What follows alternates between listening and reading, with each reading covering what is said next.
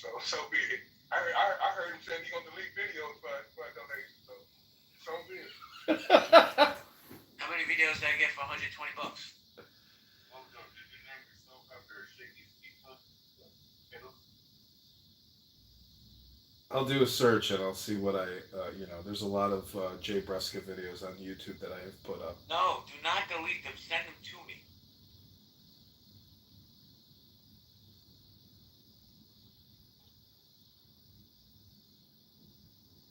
So I'm just wondering, in my 5 years of recording Clown House, how many of you actually gone and watched my YouTube and had a laugh or have kept tabs or integrated? Because a lot of this is a neural network, and I feel like by doing all this uploading into YouTube and replatforming it, you are like networked in a way with me. And that's one of the reasons why I've decided to do this. Yeah, and I've commented along with your shows, like from Instagram to YouTube, dude. I've been here for years. I showed you your rooms, though. I agreed with you. Well, let me ask you this. What's your name? John Kitover. How did you find this? Clubhouse? I found Clubhouse because I went to a domain name convention. I used to own thousands of domain names, and one of the ones that I owned was marijuanabusiness.com. And so I met a guy at a party. He says, "What do you do?" I said, "Oh, I own a bunch of websites. I'm a webmaster. I own marijuanabusiness.com." And he said, "Well, I own marijuanadelivery.com." I said, "Oh my God, my domain name would be perfect for your business." So he invited me to his app, and his name is Todd Ryan. He still uses the app occasionally, and he does X Spaces where he talks about venture capital, domain name, web development, startup, and startup information. So that's why I'm here on Congress. Interesting. So how long into the program's opening were you early in here, or did you find it recently? Or I don't even know when this thing started. I think I came on in March of 2020 or November of 2020, somewhere around there.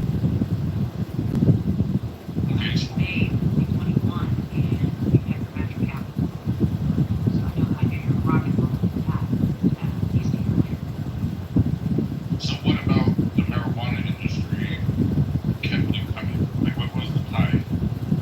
No, it's not the marijuana industry. It's just the app, had so many different topics. Like I'm going to venture capital rooms a lot.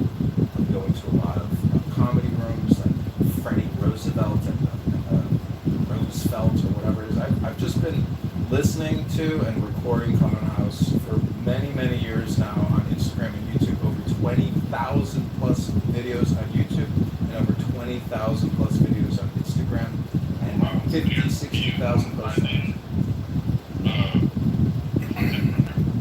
I'm approaching that stage across YouTube, across about 30 different YouTube accounts.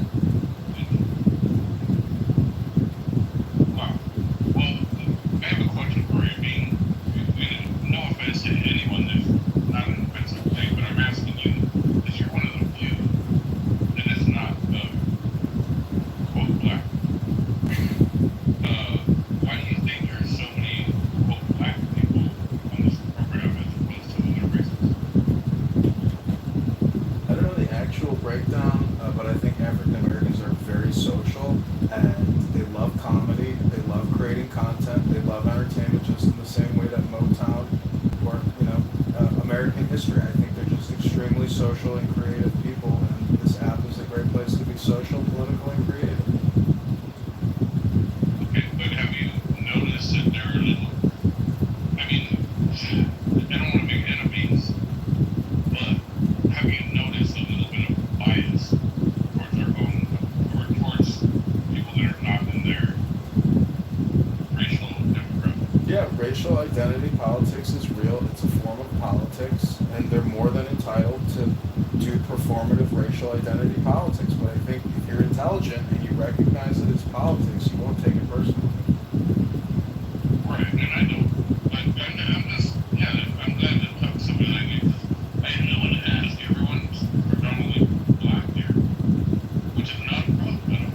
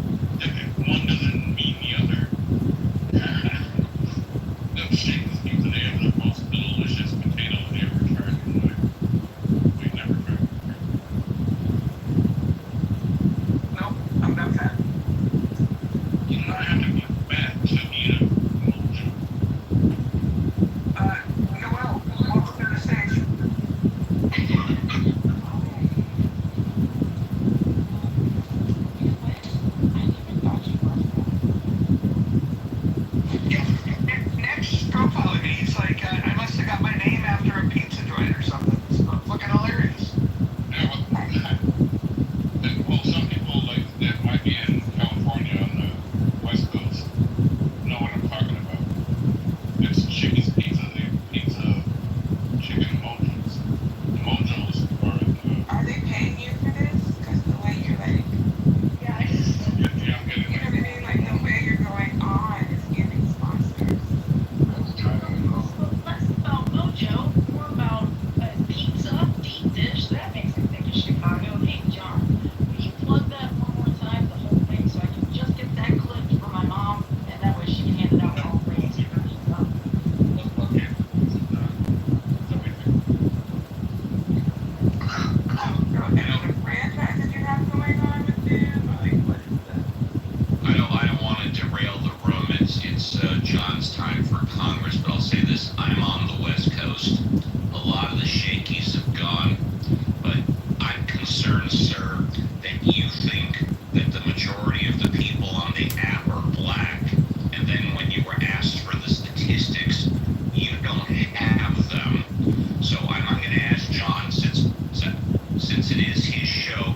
John, I'm not aware that the last person who commented on the rareness of non-blacks on the app is correct.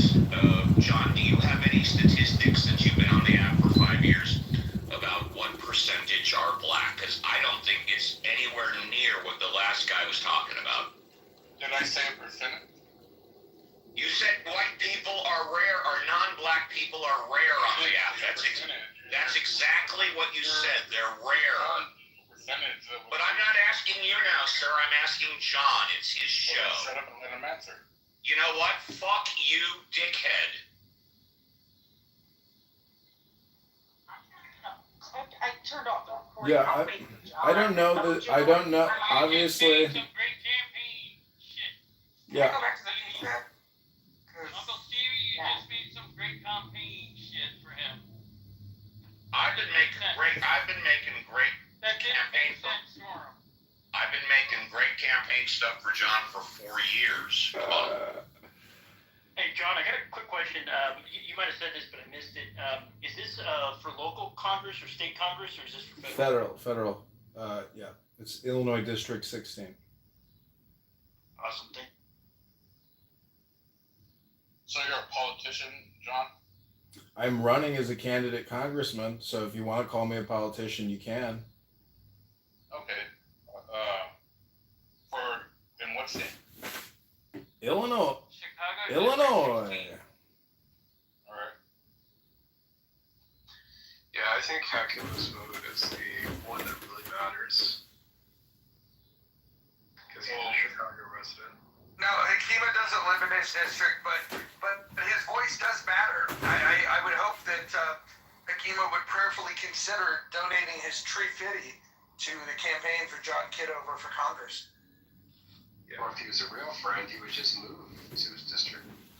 You know, it's interesting though. So John, do you frequent other chat venues to spread your word, or is like how many? Yeah, this is being live streamed on 13 different YouTube accounts. It's being live streamed on Clubhouse. It's being live streamed on X platforms across multiple accounts. We are fully distributing this campaign message and maximizing our communication effort. So I mean, are you on like How Talk and Camp Frog and things like that as well?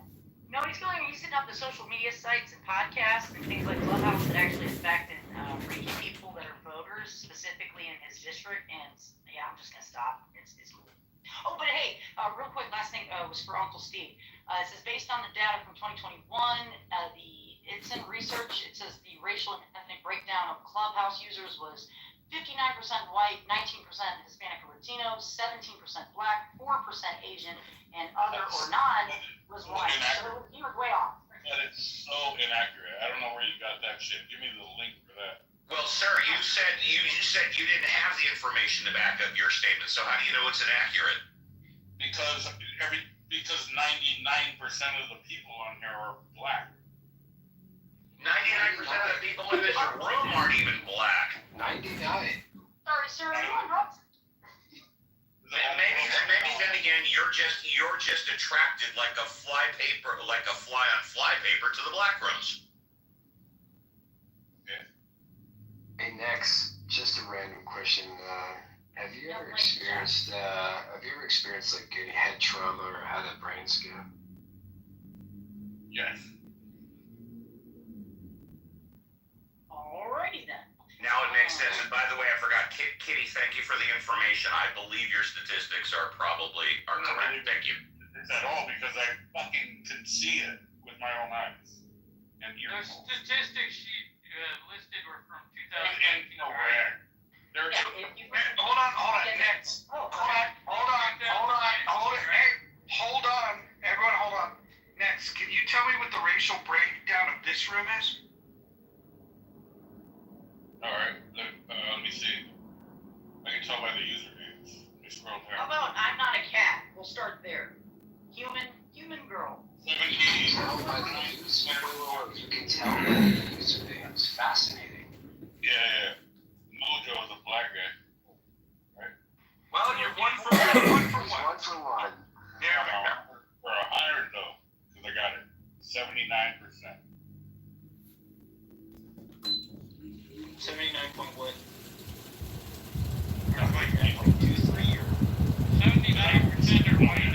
79% are white and How many of them are looking like messages from cat? You know, next. Yeah, about our next group. Next, do you see black people? I see your those numbers I think you recorded are from a long time ago, but I think it's more like 60% black now. Mojo, are you a black person? Yes or no? Yes. Okay. Is that you on your camera? No. Right? Yes. When did you pick up? What was the occasion? This was a fun outfit for a fun day. You would have had a lot of fun at this event. Since the event took place in Shakey's, right, Mojo? So what was the occasion? It was a black From the campaign. It was a black barbecue. Okay, but would you feel that people were racist if there was a wrong white barbecue? No. I believe that white people are allowed to barbecue too. I'm not a racist. Oh, you believe they're allowed to barbecue? Yep. Nice of you. Open-minded you are. Well, thank you. I tried. Yeah. Okay, let me ask you a question next. Hold on, next. 1 second. Let me just ask you a You quick just lost question. Akima's money, you said axe. Oh shit. You don't need barbecue in the city. You have a problem with that? I don't even know what you're talking about. We just told you in one sentence. If there was a community barbecue at a park in a city near you that said white barbecue only, Oh, that sounds flavorless. I would probably pass. okay, but would you have any problem about it? Well, yeah. I mean, like, maybe if I showed up, I'd bring some seasoning. But it was white barbecue. Roger, you have to bring White Claw hard seltzer. There, so they would just say, hey, white barbecue only, right? So you ain't gonna bring shit over there. Why not? What would you feel about it? Does anybody know what this guy's talking about? I'm making a point, and you're so goddamn naive, you can't even fucking see what I'm getting at. Holy shit. All right. I stand corrected. Go ahead. Educate me. Don't you have a problem with that? Would I have a problem with people of white? Sign said white barbecue only, all whites are welcome, no other.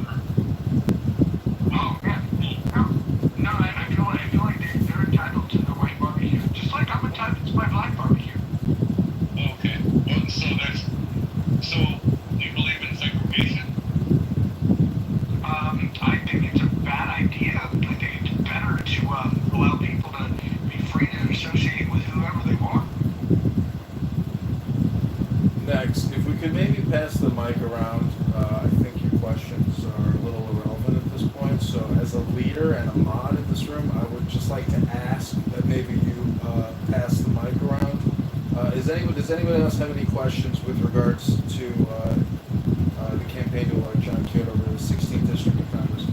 Yes, sir, I do. My question is about the governor of Illinois. I don't want to say that one, but the guy that, is helping run it into the ground and seemingly for really progressive ideals. He's been recently in an interview, and I can post a link on Meet Press, talking about, I don't exactly know whether or not, I don't want to cancel out the idea of running for president in 2028.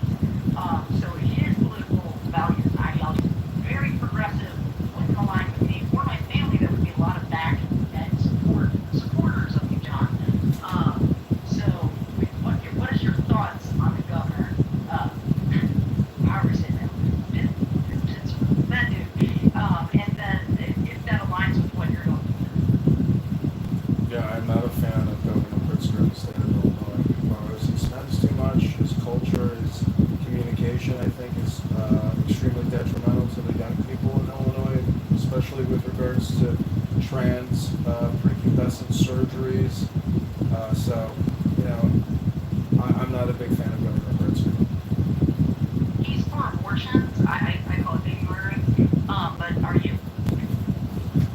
No, I do not support abortion, and I think spending $1 billion a month and killing 60,000 children in this country monthly is ridiculous. And instead of spending, $15,000 to $20,000 per abortion procedure, we should give that check or give the opportunity for the woman to receive a $10,000 to $15,000 check to have the baby, as opposed to giving that money to an abortion provider. That's my opinion. John, let me ask you this, John. Let me ask you, we do not have a sustainable birth rate in this country. We're not having enough babies. I ask you this: if elected, would you be open to and commit to impregnating a constituent to do No, Scott. to repopulate the No. country? No? No. You would not do it. If a constituent wanted you to impregnate them, you would not be open to it. I would, if they were looking for some type of, sperm donator, I would refer them to either you or NECRA. Would you like to be the official sperm donor campaign of any beautiful young woman who is interested in having a I child? would do my bid for Kitover for Congress because I believe that you are the best for this country right now, John. If I had to do that, I would do it for you and for the campaign and for America. Well, you already said you're on Tinder, right? So wouldn't you do that if you found the right woman? No, I don't use Tinder. I use Hinge and sometimes Bumble. Oh, okay. Well, when you impregnate the woman, you Stand by next. Stand by next. Stand by. I got a question for Scott. Scott, are you there? I'm here, Coach. I'm here. Do you think you could talk to Mr. Gary Baumgartner and see if we could get John Kitover to be interviewed by Gary Baumgartner? You think that's possible? We can possibly do that. I mean, he sounds like a guy that's interested in hearing about American politics. And maybe if you elect John Kitover, maybe that could be the topic of a room, and you can line up electrifying speakers in the room like Monson. Mojo, I'm gonna call you out. We're having for putting a black man on your fucking profile picture. And Hey, next, first, I got a serious question. John, who you run? You got next. John, who are you running against, and what are you bringing to the table that they're not? Sure, I'm running against Darren LaHood. He's a former federal prosecutor. He's a special appointment to this congressional seat as well. He has essentially created $20 trillion in debt at the federal level on behalf of his constituents in the 16th district and on behalf of the United States of America. He's a can kicker. I want to crush the can, stop the borrowing, stop the spending, and I'm bringing a fiscal prudence and a fiscal conservatism to the 16th district of Illinois. I want to lower their property taxes. I want to lower their income taxes. their state income taxes, their federal income taxes. He doesn't talk about that. He just talks about how he can get Pfizer, Moderna, J&J, Comcast, AT&T, more funding. So rural broadband at $70 billion when you don't need to install fiber or high-speed internet lines in rural Illinois when people can just get Starlink. That's a much better and cost-effective way to get high-speed internet to your house as opposed to running wire to the middle of nowhere. So it's that's the approach that I can bring, and I think the voters recognize that a lot of fraud, waste, and abuse and borrowing and spending is happening on their behalf, and they're not voting for that. John, you just said a few minutes ago that you would endorse paying a woman not to have an abortion $12,000 or $14,000. I'm assuming you were serious, right? Yeah, as Scott said, we have a birth rate crisis in this country, and I think if a young woman would rather have a check instead of that money going to an abortion provider, I think she should be entitled to get that check. That's my opinion. Thank you. I wasn't finished. Thank you. Here's my question. Prior to COVID 5 years ago, it was documented by multiple sources, I'm sure you've seen some of them, that the cost for raising a child from birth until 18 was $250 grand. I would estimate, and this is only my personal estimation, that's gone up from $250 to $350 or $400,000.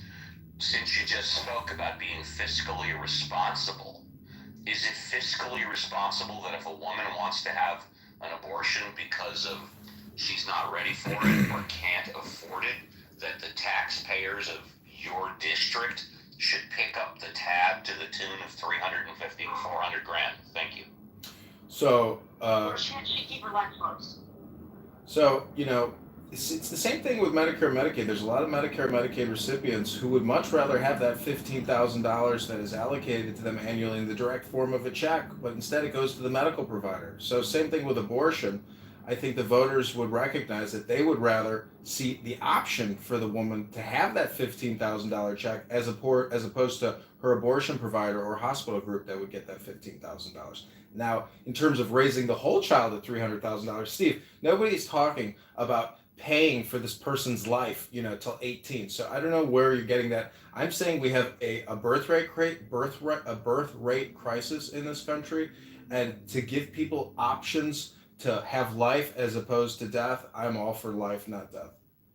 Well, where I get those numbers is arguably going on Medicaid, having low-cost housing, going on food stamps, going on welfare, rather than going to college or going to a vocational trade school, getting educated and being a self-supporting tax-paying citizen. Arguably, you're committing someone to spending time to raising the child, which is going to be paid for by the state. That's where I got those numbers from. But Uncle Steve, the average first child born today, right, over their lifetime, will pay in excess, it's estimated, of $500,000 in taxes. So if they pay in $500 grand, don't we make money on every kid that we have? Yeah, but that would be after the first 18 years, and John was talking about his opponent who's kicking, I'm going to paraphrase, kicking the can down the road. What you just described is a classic example of kicking the can down the road. Trump also said he would give a tax credit for anyone who had babies in 2025 or soon thereafter. So isn't that also doing the same thing? I was just asking the candidate a legitimate question, that's all. I don't know the statistics. I'd like to look it up. Maybe you know, Uncle Steve. But I'd like to know what the ratio is as far as the number of now over the age of 65, which I think now the retirement's going to move unfortunately up to 72 of baby boomers to my generation or even younger that's going to need to care for my mom, for example. But I don't know.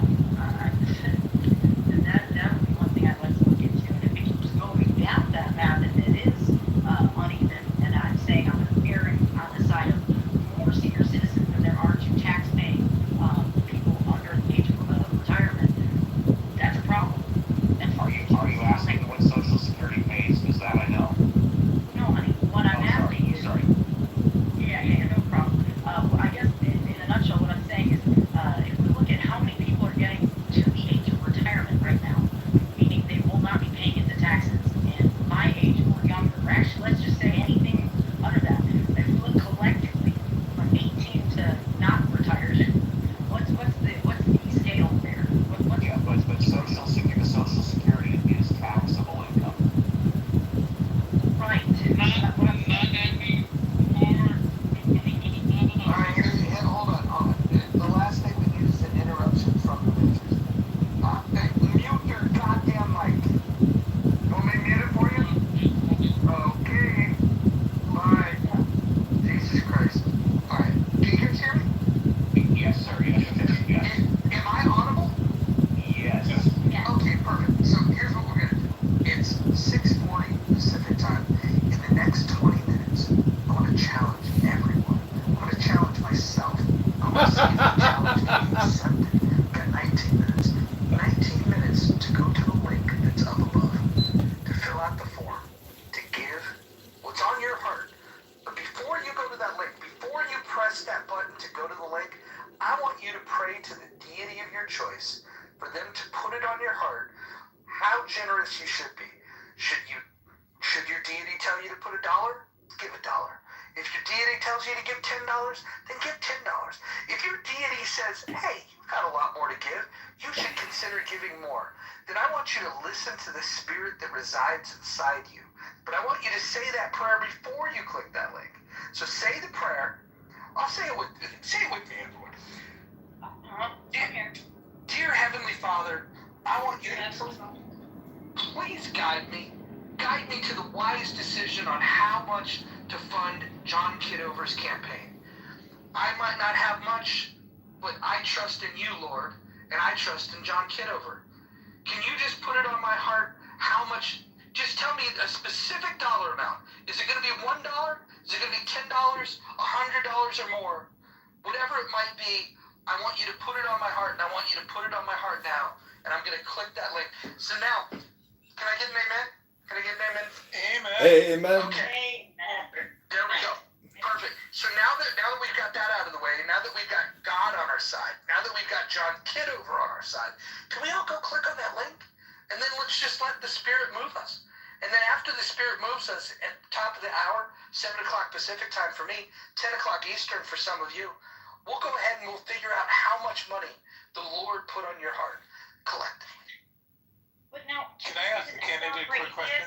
Yeah, for the atheist, Mojo, what would you do? Hold on. Listen, if the atheists want to borrow a god for this exercise, they can borrow mine. It's a deist. He's very non-interventionist. He's like a clockmaker. You can borrow mine. But Howard's got a conversation here that he wants to have. I want Howard to go. Howard, by the way, is one of the most thoughtful people on this app. I thought he was the highlight of the critical thinking forum. And so, Howard, what is your question for the future congressman? Oh, well, I appreciate that feedback. Yeah, future congressman, I know also in your party, there's another candidate in an adjacent district, that being Mark Rice. Could you talk about your support or the differences between your candidacy and Mark Rice? Is it similar, different? I'm just curious.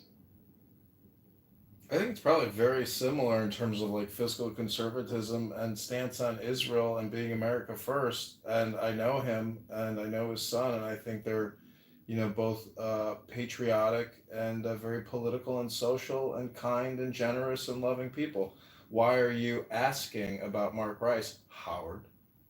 No, again, and I'm not in your district. I am a former resident of the state, though, but I'm now in Arizona. But I just know Mark's been also on this platform, and it just sounds like there's some similar parallels. And I was just curious if there's any cross-functional support, or if it's someone, because you guys are challenged because you're basically fighting the big machine there. It's been in existence from the beginning of time, and I was just curious if there is an alignment or almost like a quasi-squad that you and him are forming.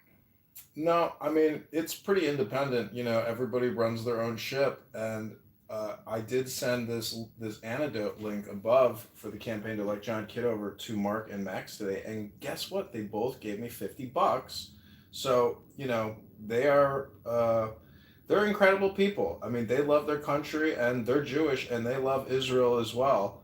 And, Jews in America today are under attack. And you can go on this app and you can go on X and you can hear the absolute insane vulgarity, profanity, and homicidal ideation nonstop by very sick people on this app that are very violent. And they're not peace creators, they're not meditators. These are ruthless manipulators, disinformation activists. They're very dangerous, in my opinion. And, it's up to you to listen to it, record it, and notify the FBI. That's my opinion. Thank you, and certainly I wish you best of luck. Thanks, Howard. John, do you think we can get Mark Rice to come in here and say a few words? I can text him, but I don't know what his schedule is or what he's doing. I can text him. Yeah, just ping him and just say that we've got a nice little money bomb going on.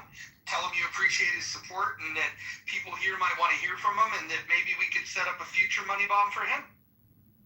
Yeah, 100%.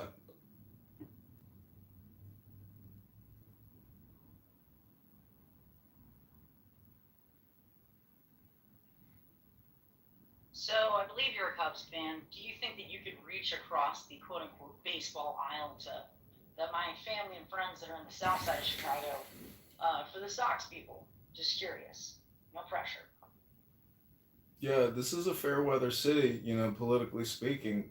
People love their White Sox and they love tailgating, and I love the Irish, and I love the Germans, and I love the Serbians, and I love the Croats, Chicago has everybody. I just went to the Serb festival the other day, and I sent it to my dad. He's like, "Why are you sending me this?" I said, "It's the Serb Fest." He says he had to look it up. He didn't even know where Serbia was. So, people's geography is not all there, and Chicago is such a diverse town of people. It's incredible, and it's always been like this. I love hearing you talk about that. That's awesome. About a very cool city that is getting ran into the ground, and I really hope that you can do cool stuff for it.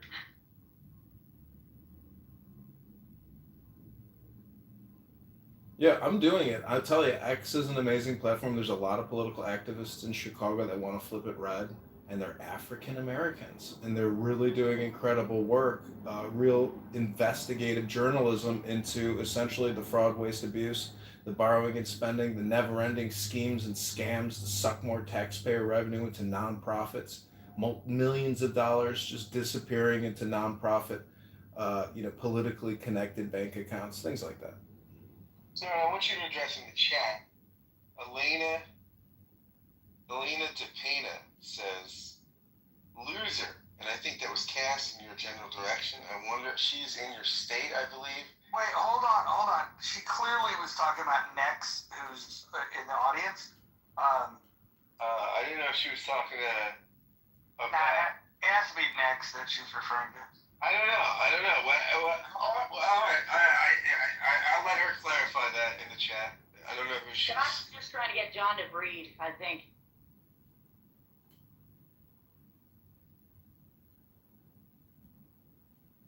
Harry, can we count on your support for John Kitover for Congress? Of course, I'll definitely support John. I think John's a great guy.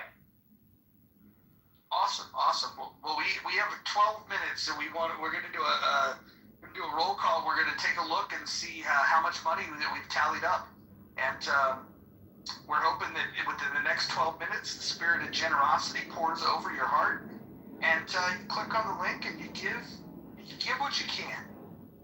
And if you don't have any money, if you could just share this on your social media, share it with all of your family and friends that love the country, are patriotic. They want to see us reduce the debt, which is now $37 trillion. John Kitover is your friend.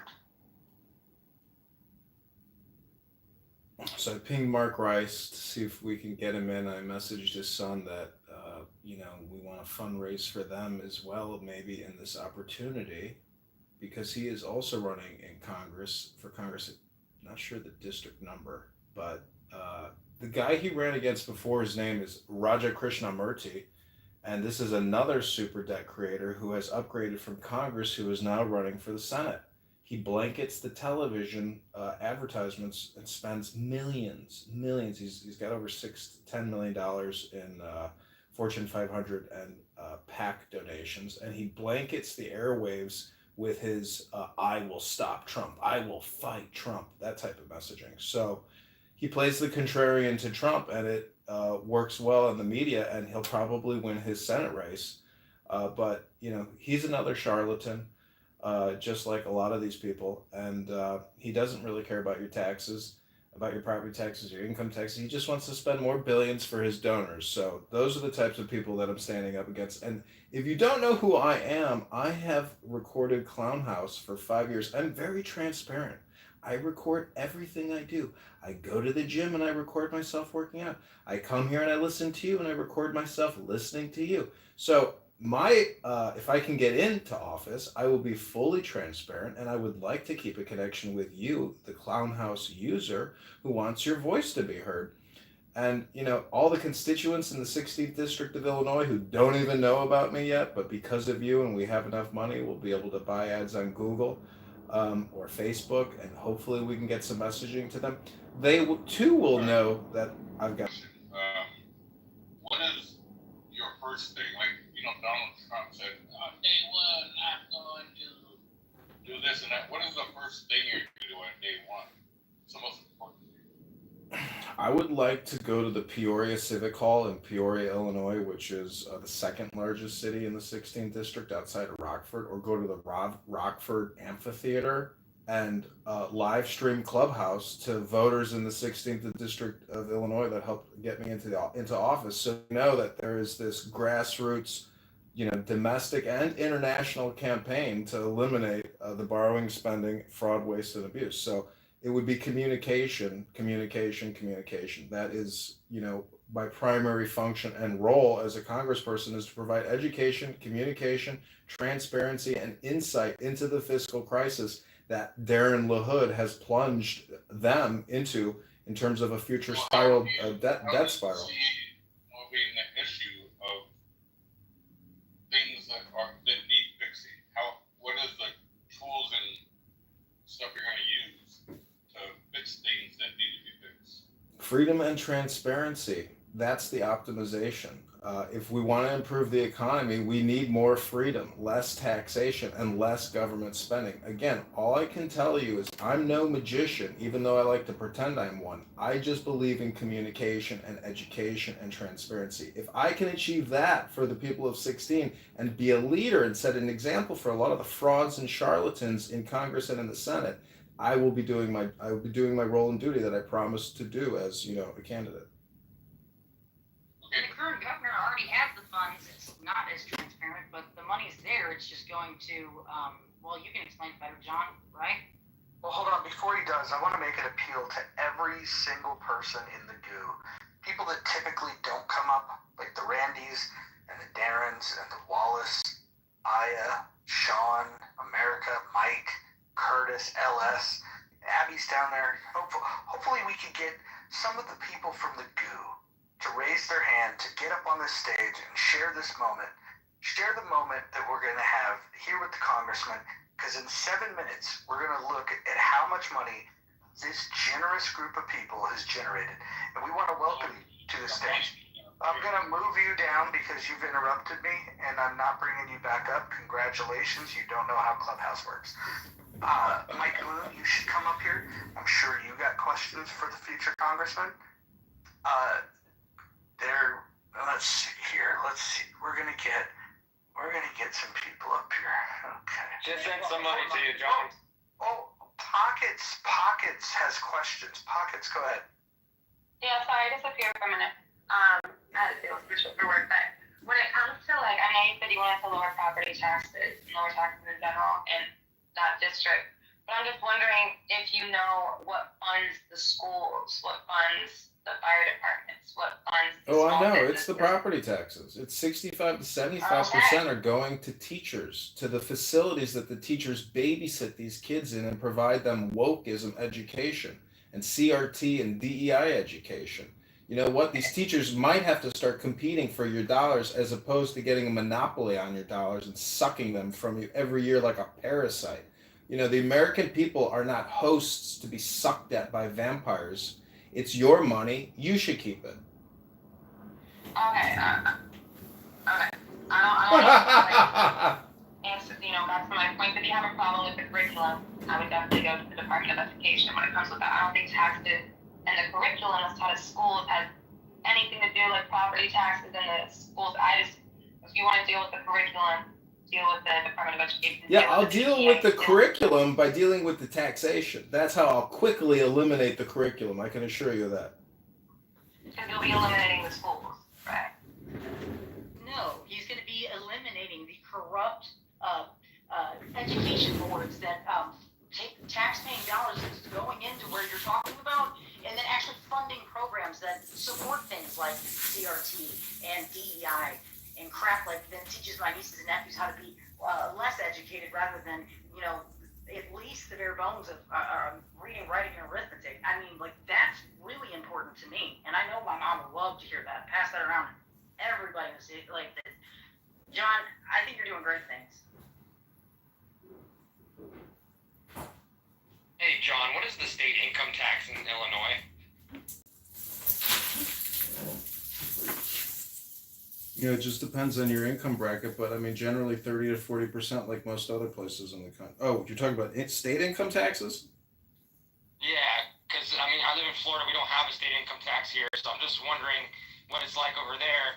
Yeah, And, it's, possibly how much you can cut it. I mean, I don't know. You're combined. You're generally with state income. Let's say you're looking at 10%, and federal you're looking at 30%. And it's generally higher than that. So it's in the 40 to 50. It's very high here. State of Illinois state income taxes are way too high, and the state taxing authority is a bitch to deal with. They shouldn't even exist. It should be like Florida. So, I know people that get audited. I've had problems with tax contributions, and it's a never-ending compliance nightmare. It's a big burden for your average worker to have to comply with all this regulation. The whole thing deals with compliance. There wouldn't be a compliance issue if these organizations didn't exist. These are jobs programs for a lot of people, and it takes a huge amount of money just to collect the taxes. So, at $37 trillion in federal debt and $200 billion in state debt, unless we start working smarter, not harder, and that means cost efficiencies, reductions, and setting new priorities. I mean, you're just going to kick the can down the road forever and just create a debt bubble spiral that's unsustainable. The time to say no is now.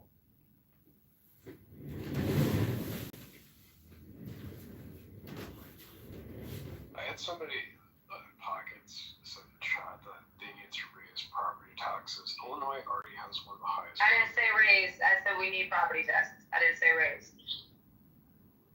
Yeah, let's blood suck out of the American working class so that they've got. Hey, hold on. We've got less than 2 minutes till the top of the hour. I want to just give people that final nudge.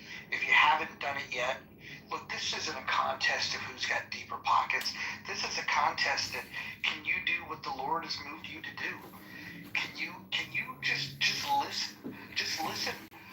Quiet your mind and listen to what the Lord is telling you to do. Click on that link and donate to John Kitover. So, John, I should have asked you this question because this was really the deal breaker, which is, do you share the same hatred I have of Nazis? Yes, I do not like Nazis. I hate Nazis. And if I was ever confronted by a Nazi and felt physically threatened, I would punch that Nazi as hard as I could in the face to defend myself. Good. I love that answer. Necro. I love that you love that answer, but we have less than 1 minute for you to add to this money bomb. Can you please go race with time? Let's go do it right now. Yeah, so this is the one question that would give him, if he answers yes to this question, I will donate $3. John, would you pressure Trump, demand him that he drop the charges against Edward Snowden? Yeah, I would encourage him to drop the charges against Edward Snowden and let it go. That would be my opinion. Okay, well, you just earned yourself $3.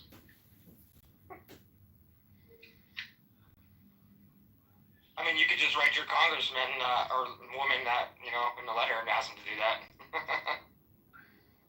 Okay.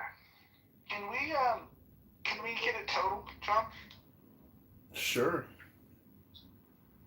If you haven't given $1 or $10, 10.11, 10.9, make that donation now. We are now headed to our Gmail account to see what emails from Antidote we've gotten. 7:30, Kristen gave 5. 7:57, Jay Breska gave another 20. After that, 8 p.m., we got another 20 from Jania Davis. And then at 8:54, another 20 from Erez Aarons. 170, 270. What is the grand total? Grand total is $280. No, wait, $380 now.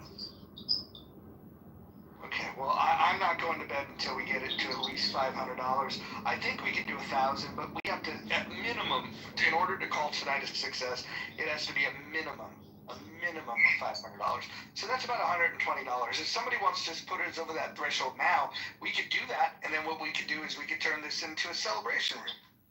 Okay, so I just donated 1%. I just donated 1% towards that 500 already. Fantastic. So, congratulations, you're $5. Every dollar counts. Necro, thank you. Thank you for helping America. Necro, when I go to sleep tonight and I say the Lord's Prayer, as I usually do it before I go to bed every night, I'm going to ask the Lord for extra blessings for you, Necro. Definitely. I mean, like, yeah, to me, it's like Edward Snowden. I would have given you $7 if you gave a straight yes to the first question I asked you. Because. Can you ask it again? Yeah. It's hard. Yeah, so the question that I first asked was whether you would demand that Trump release the Epstein files. Wait, did you say Edward Snowden? No, I said Epstein. I was going to make a joke. Anyways, thank you, Necro, for the money. I will use that money to buy ads, on Google and on Meta, and to organize on-the-ground door knockers to get these ballots signed, which is a very daunting and challenging task. I mean, it's not easy to walk up to somebody's door. Say what you want about Marshall Rankin, but walking up to somebody's door and randomly knocking on somebody's door to want to talk to them about politics, either you're stupid or you got big balls. And I'm willing to admit that Marshall's got big balls. So, never insult somebody who's willing to randomly knock on your door to talk to you about politics. And I've had my door knocked on by our local senator even. And I was like, what are you knocking on my door for? She's like, oh, I'm your local senator. I was like, oh my gosh, like you're a real person now. I'll always remember you. So, I can't get to all these towns. There's about 600,000 people in the 16th district. And if you go to johnforcongress.com, you can see the top towns, and it will require a lot of work getting these signatures. So for every dollar you give me, I will match it. So if we've already hit $500 today because we've raised over $250. So any dollar you give me, I will match out of my personal bank account, and I'll be fully transparent. I'll even show you the receipts, and we will do this communication marketing endeavor together. It'll be the most fun you have on Clown House, I promise. I'll tell you, if you get Trump to drop the charges against Snowden, that will be more than what I bargained for. Got it. Way more. Or just room and board, every other expense, including Hey, getting Rick, there and back home. you want to give $1 to the campaign, I'll Rick? cover room and board for a week, and all of the surrounding areas of on the south side of my mom and my aunts, my cousins, my brother, and his business and his friends' businesses. I'll knock on every one of those doors, John, but not for free. I can take care of me to a certain extent. I'll do that. Kitty, what about bake sale? I hear you're incredible with cookies. Yeah, but in Chicago, I do really like my food, but I don't think that's gonna that's not really gonna work. I mean, maybe the South, but that's not gonna help him. He needs people, like physical people there, on the ground. More money. He needs money, more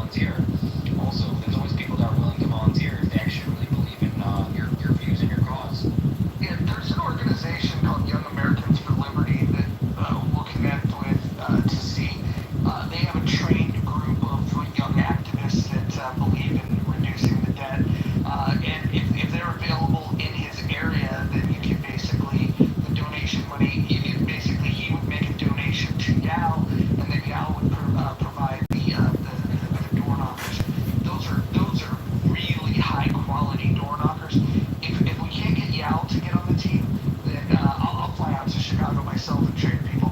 When I was working with the Libertarian Party, I trained door knockers that knocked at least 1 million doors in 2021.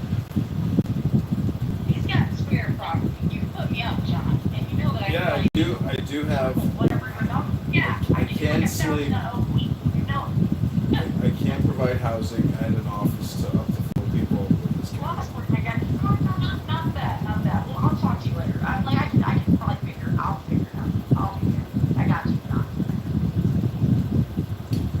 You know, speaking of libertarians, I'm looking at an ex post by Being Libertarian. It says the U.S. just hit $37 trillion in debt. When the Tea Party began protesting the national debt, $9 trillion sounded unbelievable. And then they wrote, "We are boiled frogs." I'll connect you with the local libertarians out there. There's a mixed group. There's some that are like really lefty libertarians that won't help you very much, but then there's some on the right side. John, are you familiar with a networking organizer in the city of Chicago by the name of Tony P? There's Tony P events. Are you familiar with him? Maybe. If I saw a business card, then probably. Okay, I'm gonna connect you with him as well. He typically is business oriented, but he's starting to get more political. So I'll at least arrange a meeting so you guys can hook up and figure out how his network might be able to benefit you.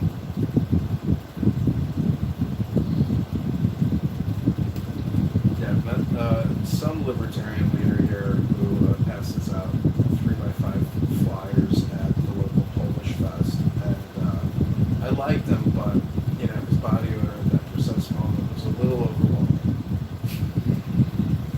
Polish man. Was that Dan Lewis by chance? I'd have to go through my business card binder to find his business card. I can't remember his name.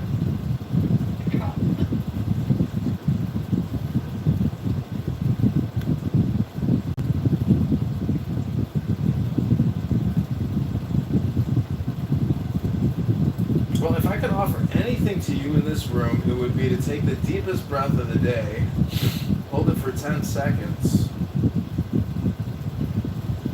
let it go, and say, fork it over for Kitover.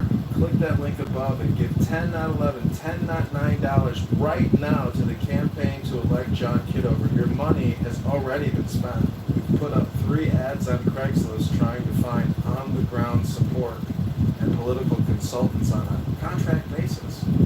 Again, click that link above and give 10 not 11, 10 not $9 right now so you can also enjoy this fun experience of trying to get on the ballot in March of 2026. This is your campaign. Speak up now or forever hold your peace.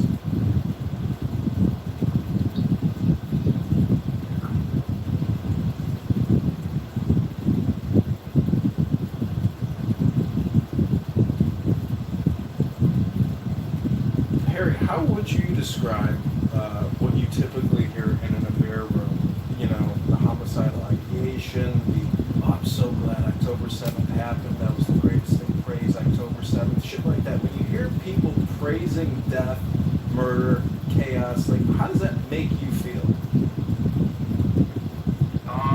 Honestly, it makes me feel very worried because some of these people are here in America, and you know, a prime example of those type of people is like that guy in Boulder, Colorado, not too long ago. These are either sleeper terrorists that are here in the country, or they're very, organized together. And I think this is just a platform for them to organize openly in the public and recruit openly as well. So I think it's a very dangerous thing that, I guess they're being glanced over. And that was going to be one of my questions for you was what would you do if you did get to Congress? How would you combat this radical Islam movement we're seeing in America right now? Well, there are 2 people I would call. One is your local IRS criminal investigator. And I would make sure that wherever that person is on this social audio, where they live, that IRS criminal investigator or that local FBI agent that trained at Quantico would go knock on that person's door and say, "Hey, we want to talk with you and we want to play you a recording." And, conduct an investigation into this person's mental health status, whether or not, he has a cat cache of weapons, what other communications they might be doing. You know, there's a lot of surveillance, covert, these Stingray systems. There's so many ways to find out what else, they're communicating to see if they're involved in planning potential terrorist attacks or if they're just terrorist promoters. But, I don't know what direct legislation can be used to limit people's freedom of speech, but when it comes down to planning attacks, extremely vulgar and crude hate speech, just the social justice alone, or creating a Jew hate database website, or some type of government website to identify these people and call them out and get some social justice and social shame, ushered upon them so their friends and family know that they are spewing and promoting hate speech. It's that type of activity which could have positive benefits. I like that, John. I think that's a great idea, and I think more people should be involved in that and be alert, because I think Americans are very, very much in a bubble and feel very protected by living here in this great country. So I think it's important that we all keep our eyes open, and that room is a prime example of that, and it's every single day, all day long, and they literally promote terrorism in that room, and that's a federal offense at that one point. There's freedom of speech. There's a line between freedom of speech and breaking the law.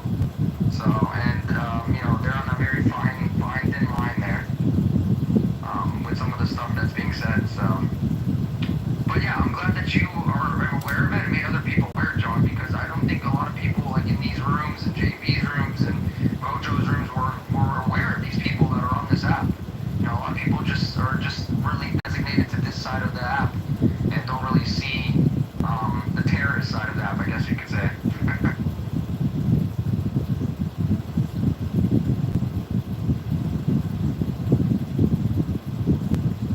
So looking at Thomas Massey's X account, he posted a video of his U.S. national debt clock, and he wrote, "Thanks to the One Big Beautiful Bill Act, the debt just officially passed the 37 trillion mark." Somebody wrote in the comments, "I thought it happened last week. On the debt clock website, it's actually closer to 38 trillion now." Massey wrote, "That website is inaccurate. My debt badge syncs to a website called fiscaldata.treasury.gov/datasets." So he's pulling from a Treasury API.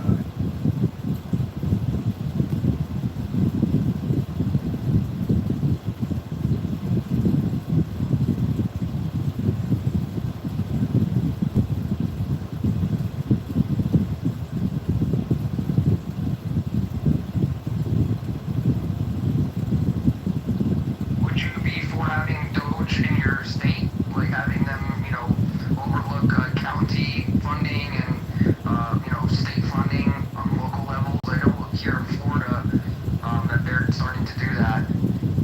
Looking into county funding in certain counties here in Florida. So I was wondering if that's something that you would be opposed to or for. 100%. I think there's absolutely no transparency into the acquisition and purchasing process of our state. I've worked at the federal level where I've used acquisition platforms to do contracting and make multi-million-dollar purchases on behalf of the federal government, and I can tell you that information is not transparent at all for the taxpayers. If you're voting for Darren LaHood in the 16th district, and you have no transparency whatsoever, into how your vote is playing out into acquisition and spending and contracting.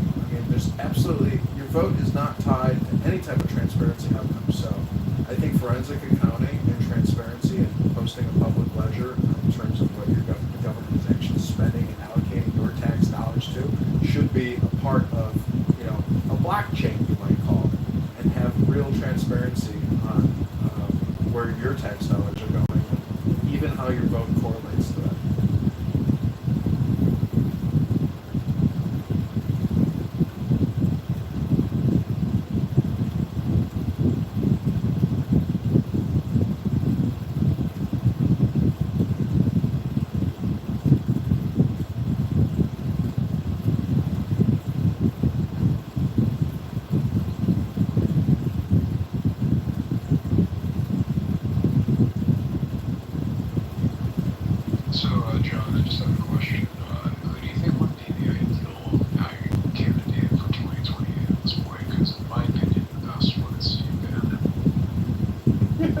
Is it his skin condition that you like so much? What is it about Steve Bannon that gets you so excited?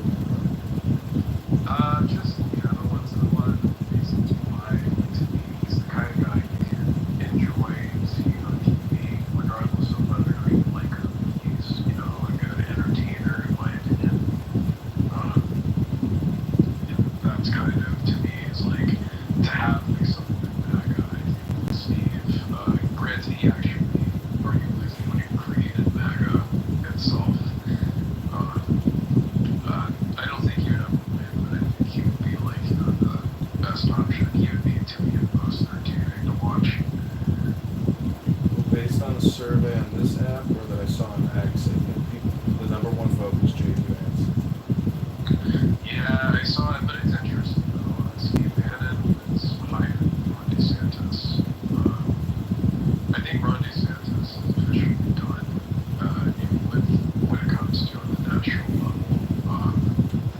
He's kind of like Ted Cruz 2.0, essentially. Well, I think that Steve Bannon news articles about him wanting to run for president, it's all fake news. It's just clickbait, so I wouldn't worry about him. Yeah, no, it's interesting though. I said in the chat the Republican, I can see having some possibility of being the nominee, although I don't think she will be. But what I would see myself potentially voting for, and if she was on the ballot, I think it would be all Lister, but I would vote for her, but Tulsi Gabbard. Yeah, people really like Tulsi. I think Kennedy will also make a run for the presidency. Yeah, I mean, Kennedy, if he ran for president, I would prefer that over the health department. Because it's like on every other issue, I agree with him, like on, corruption and like on war and on housing, I agree with him on a lot of his issues, mainly.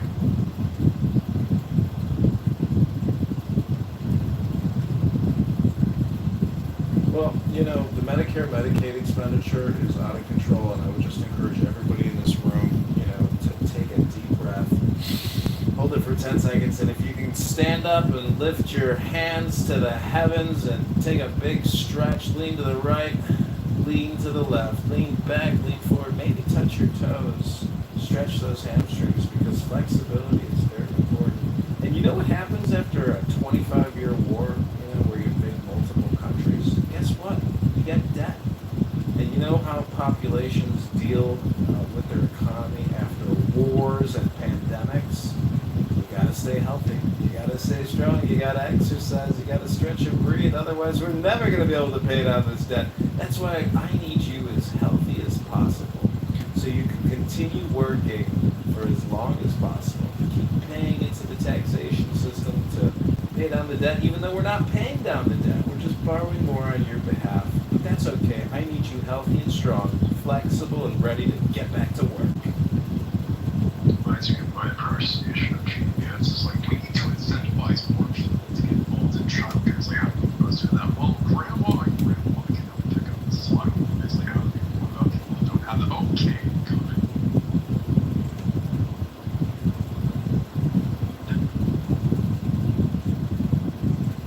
Okay, is there anybody else that wants to ask any other questions? Master, Pocket, Serendipity, Hakima, Harry, Daniel, Necro, Kitty, Nye, Mojo?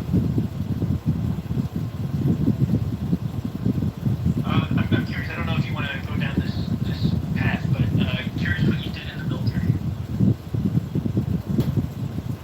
Yeah, I went to the Citadel Military College of South Carolina. I have an undergraduate degree in business administration.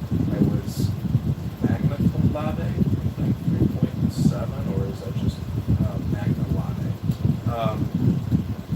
I got a lot of scholarships while I was in school, and I ran for junior class president. While I was in school, I witnessed 2 planes bring down 3 skyscrapers in Manhattan on 9/11 while I was in the boathouse on the university about to check out a boat for the weekend. And I joined the Army National Guard in March of 2022. My college roommate came back to our dorm room and said, "Hey, I just signed a contract with the Army Department." I said, "Oh, what did they give you?" So I said, "That's seems like a pretty good deal. Can't have a job here, and I got to pay for tuition, so maybe I'll join the Army National Guard. I didn't do active duty, so I had something called the SMP program, Simultaneous Membership Program. That summer, I went to Fort Benning, Georgia, and did infantry training for 4 months, advanced infantry training, with a whole lot of soldiers from all around the United States, from every major city. Some people were there because they were troublemakers. Some people were there because they were gung-ho, patriotic Americans that wanted to defend this country from Islamic terrorists. And some people didn't even belong there, but they were there. And a lot of those people that I was with, and the training cadre that trained these thousands of people, were Gulf War veterans and Somali Mogadishu veterans. And those people went to Iraq and invaded Iraq and fought to the death to take over, Afghanistan and then Iraq. So I was infantry. I have the blue cord on my Class A's, and after that I went back to college and I studied abroad in Australia for half a year. And then I went back to Charleston, South Carolina, finished up my undergrad, got commissioned as an Army intelligence officer, and I finished up at Fort Huachuca, Arizona, working on linguistics and interrogations. Are you polyglot, or do you know more than two languages? Nam nam and a butter shway Arabi. By the way, John, are you also a Chicago native? I am. I was born in Chicago, and my dad was a cop here for 30 years. Gotcha. Yeah, I was almost born in Scotland.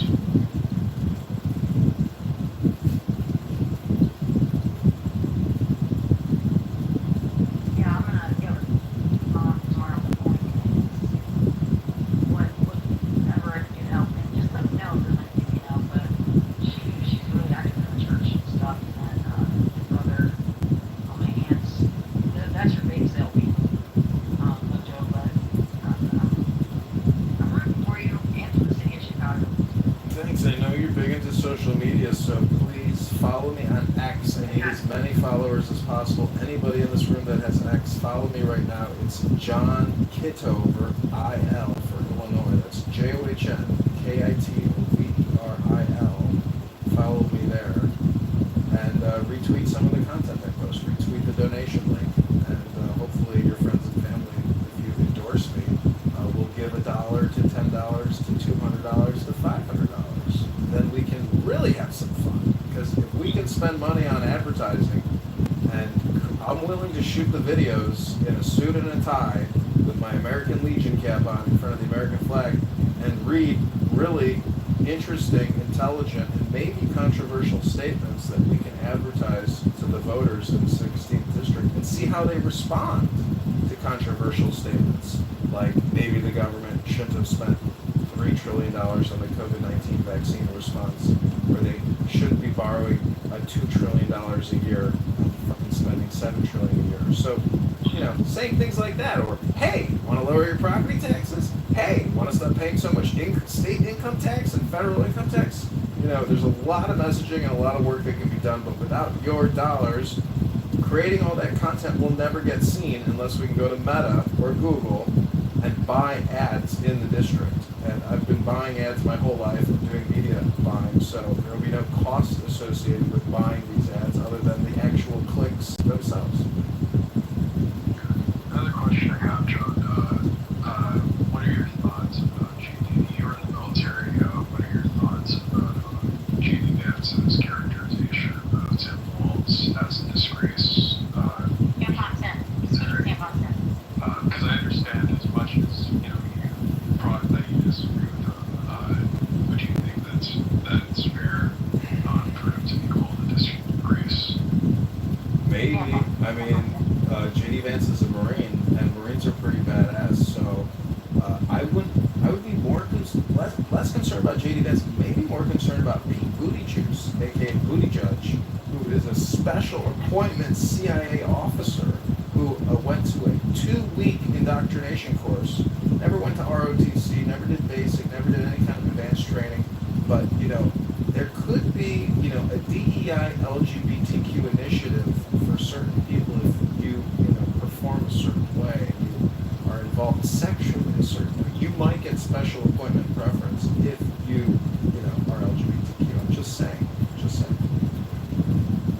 Gotcha. I mean, it's interesting. It's like JD Vance is the one who's the most popular right now.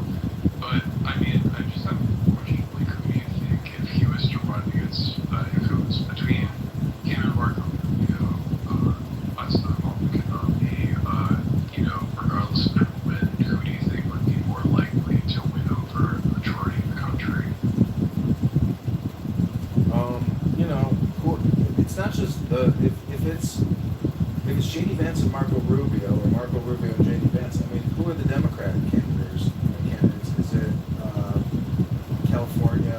What's his face with his hair? And somebody else. I mean, so anyways, Necro, like, I'm getting exhausted with the Q's and A's, and I've been on Clownhouse all day long, so my memory and my mind is not as sharp as it is in the morning at this point.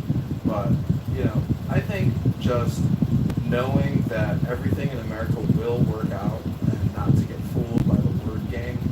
I like to bring up the debt a lot, but I do thoroughly believe that we shouldn't fear money. We should fear that we should be more concerned with the material world and less about the politics and the word games. But in terms of the debt and inflation and empires and doing what is right, I don't think spending $2 trillion more than the $5 trillion we take in revenue here is a good way to continue to proceed. And if you look at the Doge analysis and all the screenshots from the SAP system that Larry Ellison owns, or I think it's Larry Ellison, but Oracle is big in the government with all this contracting and all this acquisition, and Doge has screenshots. It's all DEI woke spending in Guatemalan climate change education.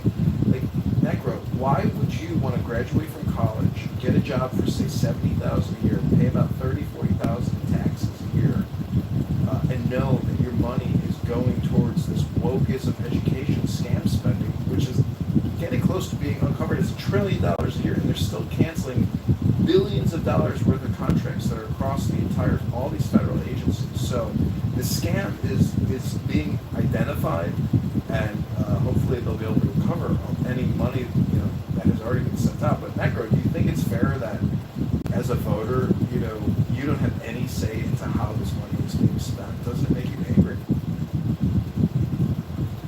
I mean, I know that there's been concern a lot of people have had about what is being taught in schools, things like that. I'm not really an expert. I do know one of the things that does concern me is that in places like Florida, where you had, like, for example, you had like the anime books, like old classics, like like it was a book by Ernest Hemingway. There was also Aldous Huxley's Brave New World that was banned. And these are classic literature books, and so why would the government have any, interest to want to ban these books? It is kind of, to me, the concern I have about banning education. But I think there are legitimate concerns about, when, sexuality should be taught to children, I think. But in general, I just think a lot of the talk about education, I mean, a lot of people, there's a lot of like fear mongering to be able to ban certain books that make certain people who are really white supremacists. Well, do you know one of the only books ever banned by the federal government? Do you know the name of it, Necro? I can't say that. No, I'm sure there's a couple, but one of them is Irwin Schiff's The Federal Mafia, where he claims that the federal taxing authority is experiencing cognitive bias, or what does he call it? Hindsight bias, meaning it's not constitutional to tax us in the way that they're doing it. So if and he died chained to a concrete slab in a prison because he's a tax protester, and he fought the judiciary in tax courts. So be careful who you pick fights with, because if they're more powerful than you, and lawyers and judges can chain you in a prison because you are complaining about the taxation, I mean, that's pretty immoral and rather fascistic to kill you because you're not in compliance. So I'm just saying, Necro, taxation is extremely important. You haven't worked 20 years yet and paid your dues per se in terms of income tax. Wait till you do it. You're gonna regret every single filing, and you're gonna say, "This sucks." It's a lot of money that you lose every month in your payroll tax, and at the end of the year. So it's a big problem, and you don't even realize it yet because it's not transparent. You don't feel the borrowing and spending yet because we are the global reserve currency. So it's coming. The day of reckoning is coming, and if we bite the poison pill now and realize if we do change now, it's better than change. Maybe it's better than change in the future. I don't really know. It's hard to know what the optimal economic process should be, but I just say, if you can't do it personally and just continue to borrow every single year unmatched with regards, to your revenue, I mean, it's just not ethical or moral. It's currency manipulation. Ben. Yeah, I mean, So anyway, Necro, I would say, like, the fear that I'm hearing from you is more about, like, is it right to ban something like To Kill a Mockingbird that I think parents can even, I mean, there's plenty of time to do reading with your kids, but what would concern me isn't so much of the classics that they're pulling, that you're saying, the quote unquote classics, they're pulling out of schools. I would be more concerned about, like the gender queer and things like that they're indoctrinating in the schools. That is really basically, I can't see it's gravity when it comes to helping kids learn about our history, science, math, reading. But to further his question, since he asked silliness, I have to ask you, John, as my final question. So if elected, would you then want to, like Tim Walz, would you want to increase the amount of, say, tampon dispensers in men's bathrooms, the male gym and lockers, or not?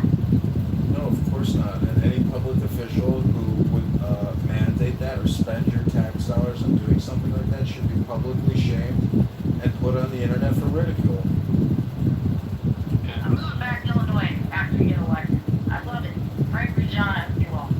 yeah, I mean, ultimately, I just the reason why I'm not as focused on issues on the those Necro, voice inflection. I'm sorry, I got used to a few days ago you were starting to like my Stephen Hawking monotone voice. But anyways, so basically I just see the culture wars as completely unproductive as to majority of Americans. And that's essentially the way I see all these things. Not saying that they don't matter, it's just to me on like my priorities list with individuals I'm much more concerned about. John's selling point, I mean, even though my priorities on debt isn't as high as concern, I think it's a more significant concern because long term the debt is an issue. But yeah, it's more of a concern to me than these sorts of things that they're teaching in education. And you might say, Katie, that for example, that To Kill a Mockingbird, if they banned it or something like that, that it doesn't have any effect on it. Well, the fact is, like George Orwell once said, that whoever controls history controls the future. And so, if you have racist people who want children to not know about the history of racism, I mean, in Texas public schools, like they removed, they can't mention Nathan Bedford Forrest. So I mean, I'm really concerned about like children knowing our history. And I think it's important for us to be able to address the issues of the past that affected us today. So Would you say that the now is a compression of the past and the future, Necro, or is now just a culmination of the past?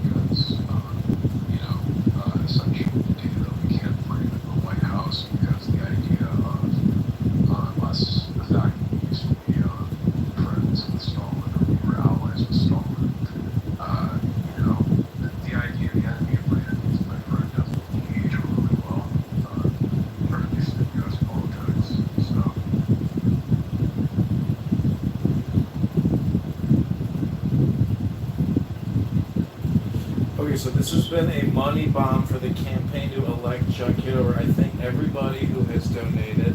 We're going to do a quick summary total here of how much we have raised today. And it's August 12th, 2025, Tuesday. Just a Tuesday. And this is just day one of it having the campaign website up, correct? Correct. This is just day one, and we're only a few hours into having the website up. And actually, you pushed me to do it, Mojo, because when I saw that you scheduled this room and I hadn't actually, worked on the Antidote website, I immediately got into action. I said, I'm not going to waste this moment and have nothing set up. So I immediately sprang into action. So thank you for creating the environment to make this happen. Can we get a total? Sure. Last amount was $20 from Serendipity at 9:28, 11 minutes ago. $5 from CJ Lyman, 20 from Perez Aarons, 20 from Jania Davis. So let's do the total here. 45, 65, 85, 90, 95, 195, 295, 395, 405 total since 6 o'clock. 4:05, and we started this a little while ago. I wonder if in the next 20 minutes, because I'd like to have like a fun room and unwind and allow people to get back to what they were doing. I wonder if the people that have not given, if somebody could just reach into their pocket, get us that $95 that we need to get there. Maybe you don't have $95. Maybe you could put $9.50, and that would get us 10% of the way. Or maybe you could put $19. That would be 20% of the way. These are just math equations. I don't know how you can. You could put $1. You could put $3.50. These are all amounts that are in your control. The first thing you have to do is you have to say a prayer. Then you have to click the link up above, and then you have to just go ahead and fill out the little form. We'll get that money over into John's little pockets, and then we'll get some people knocking doors, get him on the ballot. Next thing you know, John will be able to take these messages about lowering the debt for you and your family all the way to Congress, all the way to Washington. So $95. I'd like to see us get $95 more in, get that up to 500, because John has said that he would match it. So if we can get to 500, this will be 1,000 for day one. That's a nice little threshold to me, and it's a small price to pay for freedom. So if anybody that hasn't given yet, or if you have given and you realize that, like, wow, I probably should have given more. Hey, look at that! Got it! We just did it! We made it, I think. It's $95. What the fuck? Oh, Hey, what, John? John, can you do that? Add it up, because we'll celebrate, and maybe we'll even bring Mike up. I don't even know if we've ever heard his voice. Wow, Mike Seltzer, congratulations, $95 He's awesome. right now. So we're at 500. Boom. I'd like to call that a success. John, thanks for setting us free. Mike, thanks for helping to set us free. $1 at a time, $95 in your case. Awesome. And there's no reason why you can't give more if somebody, like, let's say you don't get paid until Friday. That's fine. Friday, that website will still be working. Go ahead and save that to your history, and then you click on that on Friday once you get paid. That money gets in your account. You go ahead and click his account. Go ahead and wire the money over.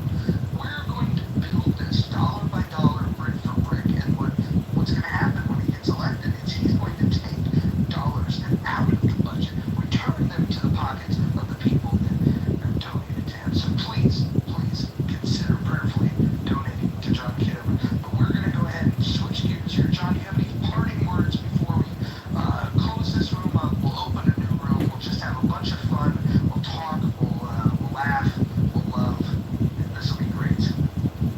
Yeah, thank you, Mojo. Without you, none of this would have been possible. And to everyone here who has given money, I thank you from the bottom of my heart. I will use it as efficiently and cost effectively as possible to get on this ballot in March and spread more communication about freedom, intelligence, health, wealth, love, and joy. And this is your campaign. So, come to these rooms and join all these other clown house rooms. Get activated. The time is now. And not many people are talking about this. I worked with Ron Paul in his campaign when I lived in California back in maybe 2012 when he was running, and I have a great photo with him. And I contributed as much as I could as possible at the time to his campaign because I really believed in what he was saying, which is stop borrowing, stop spending, end the forever wars. It's not our job to be military police around the world and do nation building and spend hundreds of trillions or spend hundreds of billions of dollars doing that. So, I believe in peace and meditation now, and we have to be very strategic and intelligent going forward. Otherwise, we're going to basically, we're putting ourselves on a totally unsustainable death spiral in the same way that the Weimar Republic experienced price increases every 2 to 3 days. So we have to be fiscally prudent, conservative in our spending, and that's the message I want to bring to the people in the District of 16. God bless you, Mojo. God bless everyone in this room. Thanks for listening to me, and I hope you all have a great evening. That's amazing. And just remember, vote Kitover. Problem's over. On a great day. Fill out the forms, John. All right, Chris. I'm going to go ahead and end this room, but I'm going to open a new one for those that want to get together and have some laughs. Have a good night.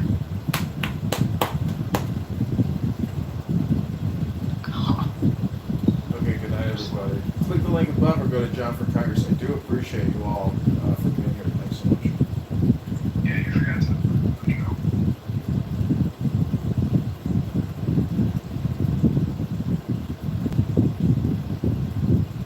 Okay, so.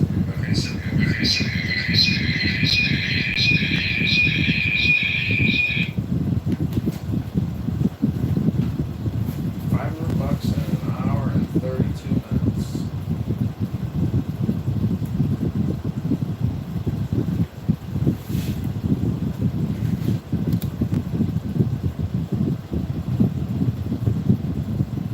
Okay, go to John for Congress. Thanks, everybody.